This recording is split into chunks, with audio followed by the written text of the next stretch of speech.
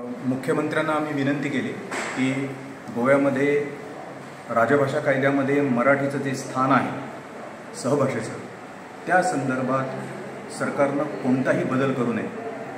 आणि सध्या जे तापलेलं वातावरण आहे, अनेक जण ते कलुषित करत आहेत. गोव्यामध्ये भाषामध्ये वाद चाललेला आहे, माणसे एकमेकापासून तुटत आहेत. तर हे सगळं थांबण्यासाठी आम्ही त्यांना विनंती केली की तुम्ही आश्वासन द्या. तर मला खूप आनंद वाटतो की मुख्यमंत्र्यांनी आम्हाला आत्ताच सांगितलं की गोव्याच्या राजभाषा कायद्यामध्ये कोणताही बदल यापुढे होणार नाही. तेव्हा आम्ही सगळे गोवा मराठी अकादमी आणि इतर सगळे मराठी प्रेमी, आमची सगळे केंद्र आहेत ते, त्यांच्या वतीनं माननीय प्रमोदजी सावंत यांचं अभिनंदन करतो.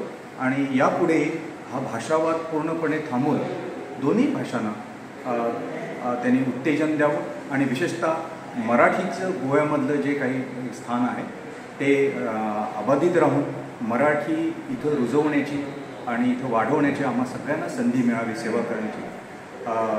मला खूप बरं वाटतं. पुन्हा एकदा मी मुख्यमंत्र्यांचं अभिनंदन करतो.